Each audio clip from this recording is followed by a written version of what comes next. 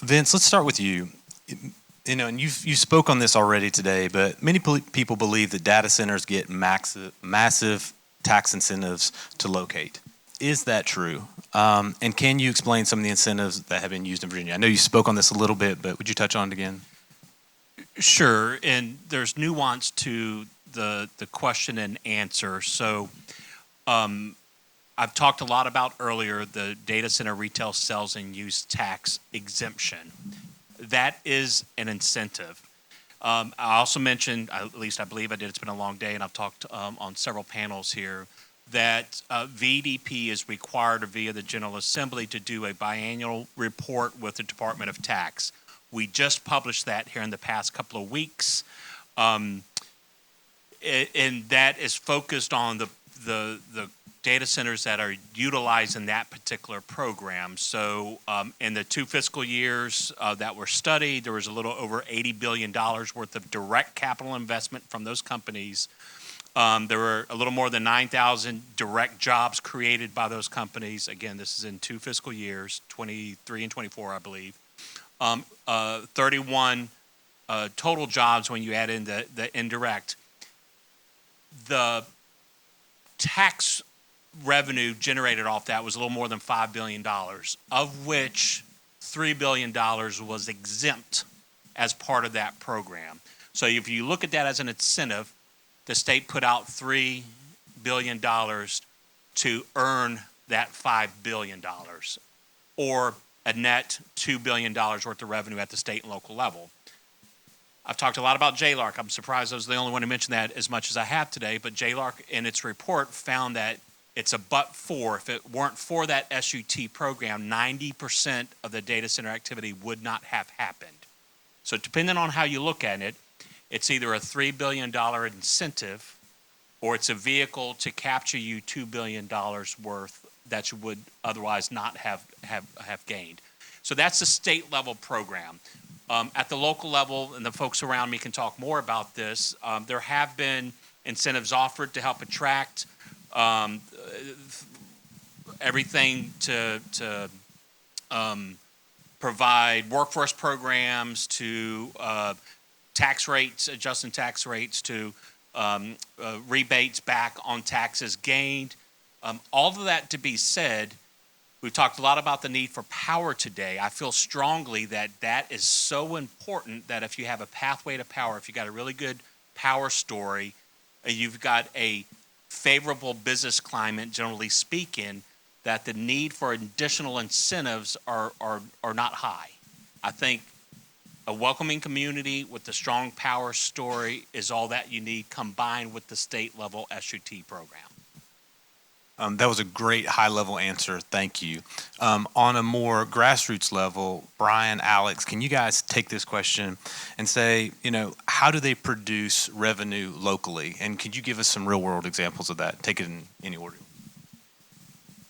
Well, I'm happy to start. So to build on the previous comment, Mecklenburg County has one tax incentive related to data centers. We have a separate special rate on the data, equipment, and peripherals. And that's it. That's the servers inside the computers. They have a different tax rate because of the immense amount of money it takes to pay for those servers. Those servers collectively are in the billions of dollars. So we thought it was fair to set that rate equivalent to the machinery and tools tax rate, which would be what we would gain off a regular manufacturing facility. And so we set a 66-cent tax rate, which I will be the first to say is way too low. That's an artifact of the fact we were one of the first data center communities in Virginia. The JLARC report showed that the average for the data center equipment and peripheral tax rate in Virginia is in the about 120 to 125 range, which is about where that Fredericksburg amount was that was cited earlier. That's probably where we should be at. So we are definitely giving up some revenue. Nevertheless, the revenue that we do get is considerable. From a real estate perspective, they pay the full real estate rate just as everybody else does, and that amounts to 40% of our real estate tax base today. And that was an addition on top of what we already had. It didn't take away from anything else. Then they pay that special rate on the servers. They pay the regular business personal property rate on everything else in the facility, whether it's a desk or whether it's something else. Building permits. We just issued a building permit the other day. It was very substantial, several $100,000 for a building permit alone. So those are the major revenues, and then they have the indirect, consumer-based spending as a result of the workforce being present. For us, our tax rate's $3.50 per 100 for business personal property, and we do not have a computer equipment exemption in there. We currently on just under 700,000 square feet. We currently are collecting $11.1 million, which, if you were to equate that to our real estate tax rate, would require us to increase our real estate tax rate by 12 cents. We currently have a real estate rate of 43 cents. So, you're looking at a 25% tax increase if we did not have any computer equipment in Culpeper. We anticipate with the new developments that those numbers will blow them out of the water. We did an economic projection. I said earlier, we project $100 million by calendar year 2030 and bumping that up to $150 million by 2031. Our total budget this past year was $284 million, and that included $40 million for a school project. So we have a budget of about $240 million. These buildings are also the most expensive buildings in the county. The properties that are permitted for data centers without buildings are also the most expensive properties in Culpeper. So of our top 10 most expensive properties, 9 of them are permitted for data centers, and the top one, Equinix, is over $113 million, which is about $500,000 of real estate, a real estate bill every year. Anthony, so that's a lot of revenue. Where have you seen specifically it used to impact communities in a positive way? Yeah, what we did in Henrico is a couple of things. And our data center tax rate it was $3.50 when Meta approached us. They were Facebook back then, but when they approached us about coming in 2017, the Board of Supervisors dropped the rate to 40 cents. It's now $2.60. But also add to the equation, if you're thinking about your tax policy, they're going to ask you not just about the rate, but also your depreciation schedule. So make sure you're talking to your director of finance or commissioner of revenue about the depreciation schedule, because the equipment is replaced so frequently. They're going to want to see as aggressive as possible a depreciation schedule, and your commissioner has some discretion in that regard. With respect to the revenue, because of the relatively fast growth of data centers in our county, the Board of Supervisors didn't want to build it into the base. And so, as Chris mentioned just a minute ago, they've taken some of the revenue, $12 million a year for 5 years, and created the Henrico Affordable Housing Trust Fund, which is being used to underwrite the cost of a couple hundred affordable homes every year. That's a portion of it. The rest of the revenue has been reserved for capital projects to reduce debt. So they definitely didn't want to take the base revenue and put it into firefighters' salaries and teachers' salaries, just out of because of the rate of the growth, and just because of the change in the market, and just wanting to budget as conservatively as possible. If Buddy Reiser were here, he would tell you that he's a little leery of what his home locality has done with respect to building so much of that revenue into the base, just because the industry is changing so quickly. So in our case, it's been these transformative capital projects like the Affordable Housing Trust Fund. And so building on that, Brian and Alex, can you guys speak to your areas? Like, where have you guys put the money? Give us some specifics of where you're at. I know we talked about schools a little while ago. Would you mind delving into that? Sure, yeah. Schools was definitely the most important priority in Mecklenburg County. If you look, say 5 years ago, the schools in Mecklenburg were built the high schools were built in the 1950s, middle schools earlier in the 1950s. All the elementary schools were built in the early 60s with expansions in the 1980s, and a wing, usually the library, in about 2013. What we've done now since then is we have a brand new high school that opened in 2022, brand new middle school opened in 2022. The collective cost of that project, it's one campus, was $150 million. And then on top of that, we have an elementary school that opened for service in August. So we had a nice ribbon cutting ceremony just a few months ago. And then we have one that's in construction right now, and we'll have another one forthcoming. So by 2030, every single school in Mecklenburg County will have been built in the 21st century, and we'll have spent probably about $300 million in school construction in that, say, 10, 12-year period, almost entirely financed through revenues that were available to us through the data center industry locating and expanding in Mecklenburg County. So that was a huge priority of ours.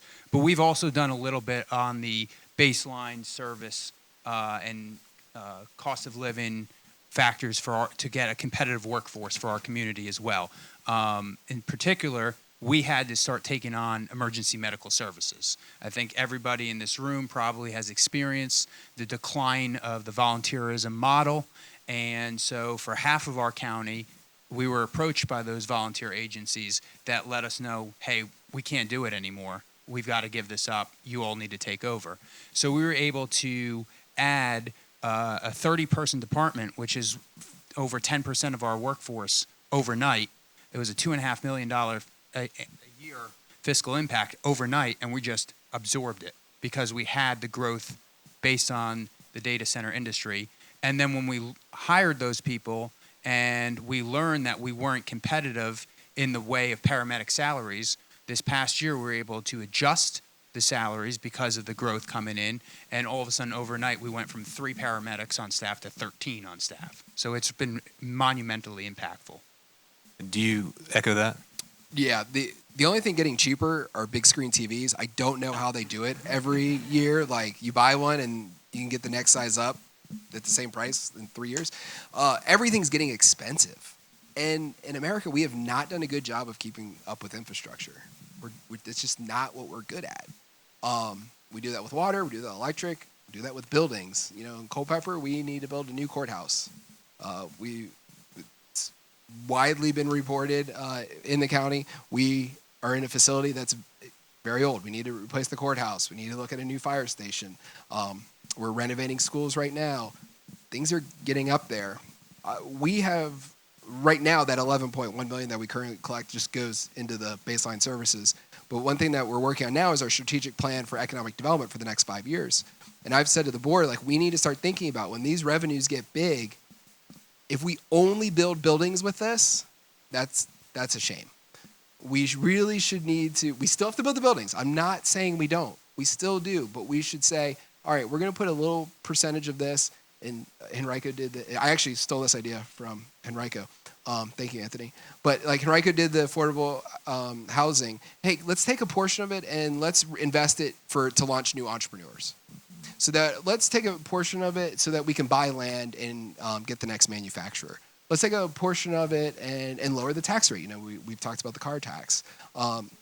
We're trying now to say, when this money comes in, let's direct it a little bit so that we know what we want to impact. We have an opportunity to get ahead, probably for the first time this century, because of our expansive growth on the residential side. We're constantly trying to keep up with that. This is the 2030s. I'm very excited about Culpeper's future because of that. Do you guys still identify as a rural county in Culpeper? Yes. Okay.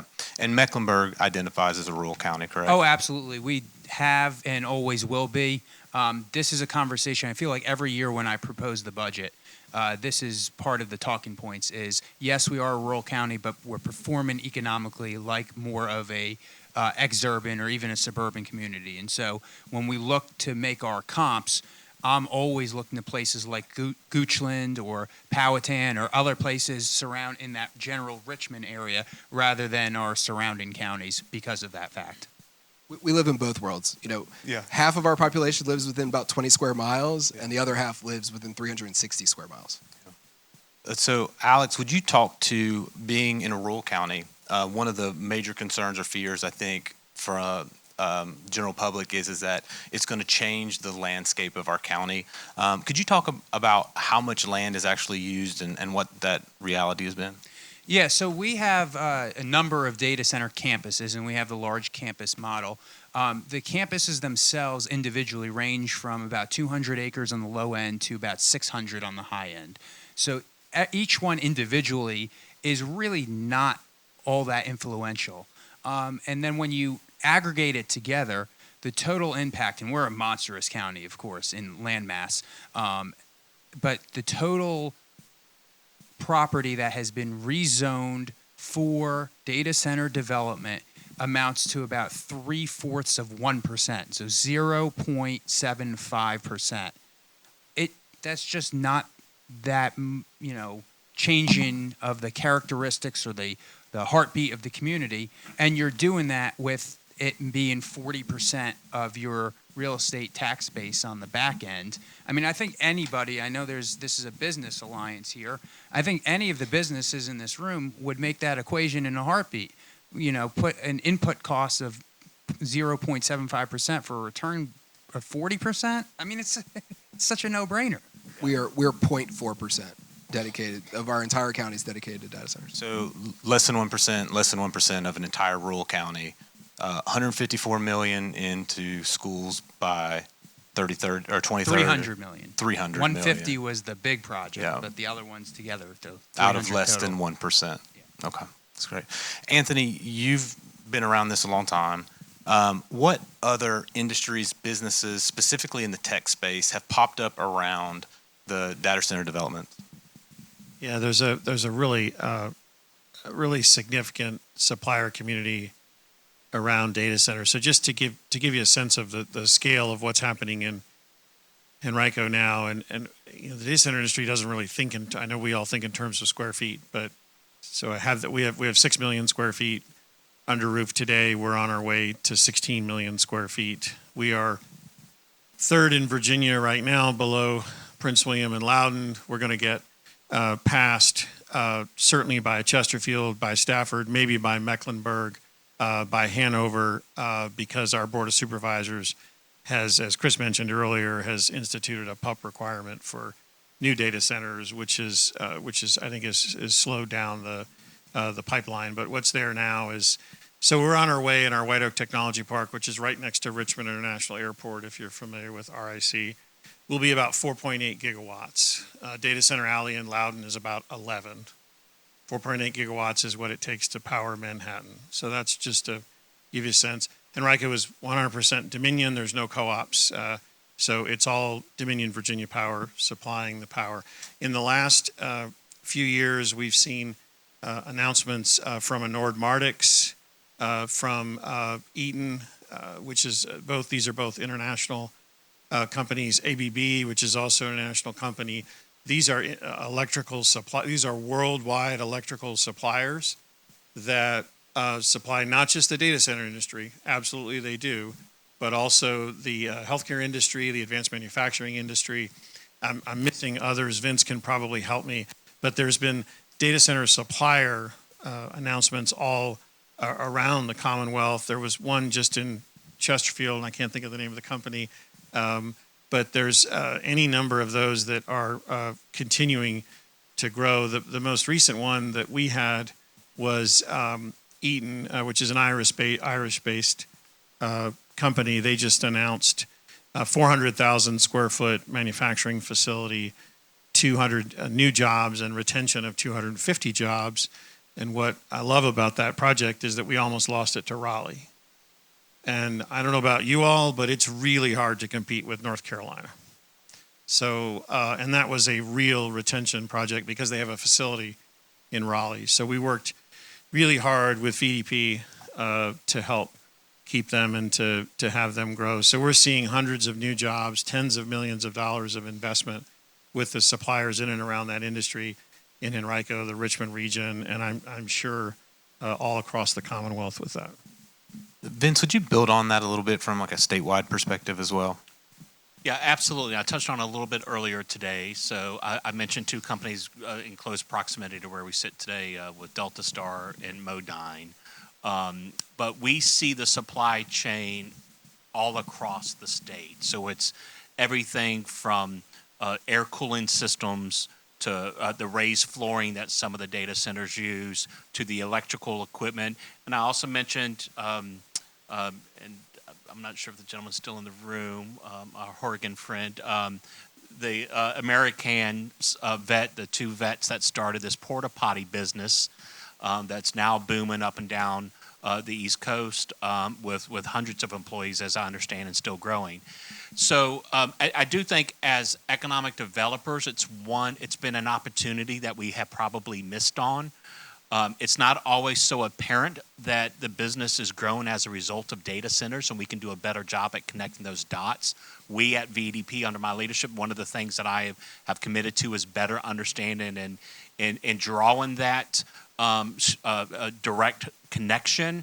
So it's important that our state leadership, for those who aren't seeing actual data center operations, they can see some of the side benefits that are coming as a result of it. So we are aware of well over close to 100 suppliers across the state. Before I open it up in the last few minutes, any questions? Brian, when we talk about community impact, can you tell us a story or two about like what you're really seeing in your community on a daily basis? I told the story of the food trucks. That was a fun project for us to put together. That we were talking with the construction site, and they said, like, look, we can't have 400 people leave every day to go get lunch.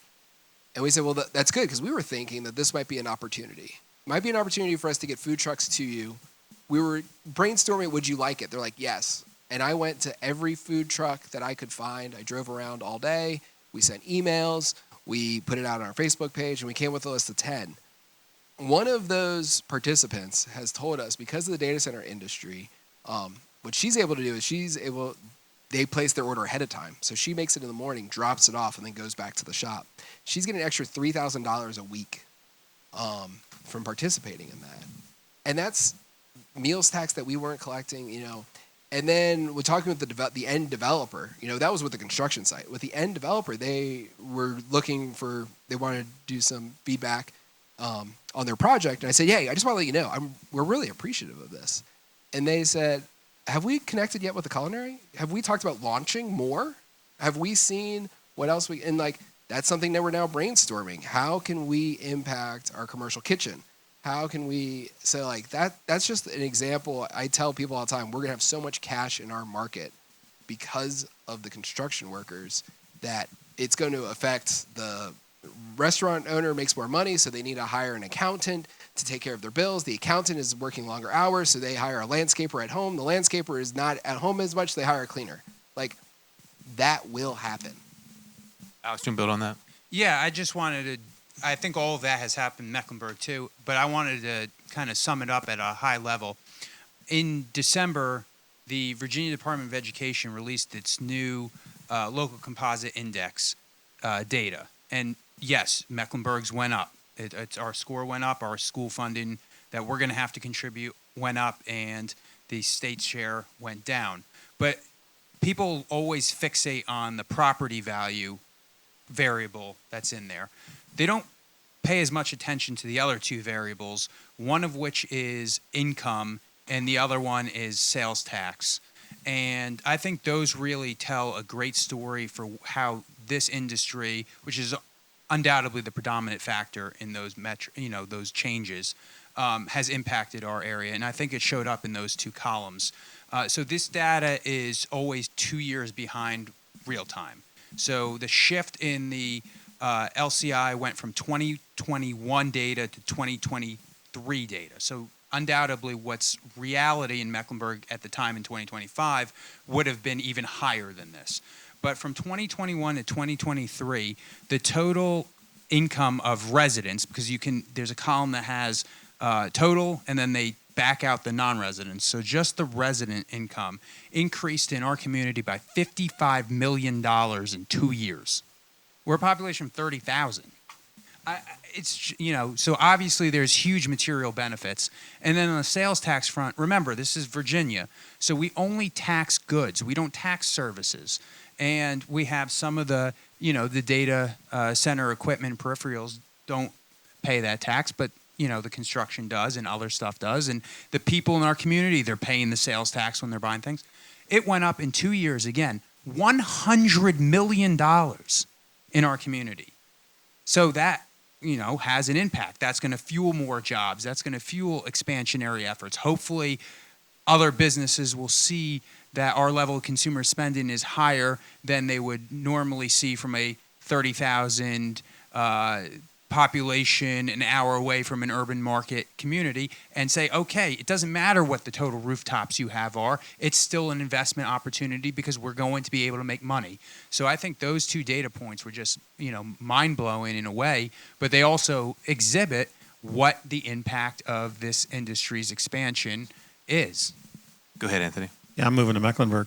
I just appreciate you all. I know this is the after lunch session. As best I can tell, at least half of you are awake. So thank you for staying with us.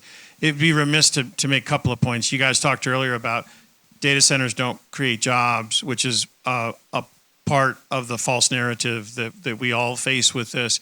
If you don't think data centers create jobs, you need to come out to a topping out ceremony at White Oak Technology Park. QTS has 5,000 skilled laborers on site at White Oak Technology Park today, the vast majority of who are union. We're a right-to-work state, but the vast majority of them are union, high-skilled workers. Meta is about to begin their expansion. Iron Mountain is about to begin their campus at White Oak. Those folks started working there in 2017. The build-out of our tech park is going to run through 2032. That's a 15-year build-out with anywhere between 3,000 and 5,000 skilled tradespeople on site working. So if you could say if you had the opportunity to have an economic development project with 3,000 to 7,000 skilled laborers for 15 years, I'd take that any day of the week. The other thing I want to add is that the companies that we've been fortunate to work with, and in Henrico, that's QTS, it's Meta, and soon to be Iron Mountain. Meta has a community grant program. They are fantastic about not just being a good company, but also in their messaging. Part of their community grant program in 2020, when the world shut down, remember that, March of 2020? They immediately provided funding to our education foundation to make sure technology was a little different even 5 years ago, but every student in Henrico County Public Schools had a MiFi device at their house. Some of you in Lynchburg may think that every household in Henrico has high-speed internet, but we don't. A good portion of the eastern part of our county is just as rural as Culpeper and Mecklenburg, but we've enabled every child in our county to continue to learn during the pandemic. QTS has committed to planting hundreds of thousands of trees in our county. And Iron Mountain, just to give you a sense of the kind of folks that we're dealing with, they're about to start construction. They've got a 200 megawatt campus that they're building in White Oak Technology Park in Henrico. And before they started, and there's no houses nearby, nearest house is at least a quarter of a mile away, they walked the nearby streets and knocked on doors. Said, we're Iron Mountain, this is our card, we want to be good neighbors. I mean, that's fortunately the kind of people that we've been able to deal with. And because White Oak was publicly owned, David Manley talked about this just a few minutes ago, because it was publicly owned, it's a public trust, and we could say there were data center companies where we said, we don't want to do business with you because you're not the kind of folks that we want to have in our county. And we were able to choose really high quality folks to come in there and to develop in there. So the community impact is tax dollars are great, but it's a whole lot more than the tax dollars. It's about having quality business partners. Well, before we let Biff wrap this up, is there anybody out there that has a question for these guys before we let them go? The back.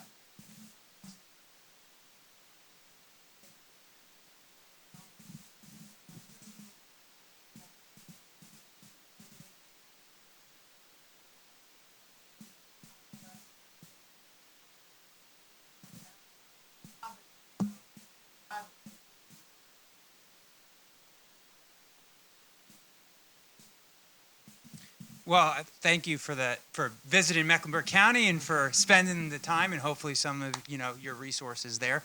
That helps us all. Our buildings inspection is all in house.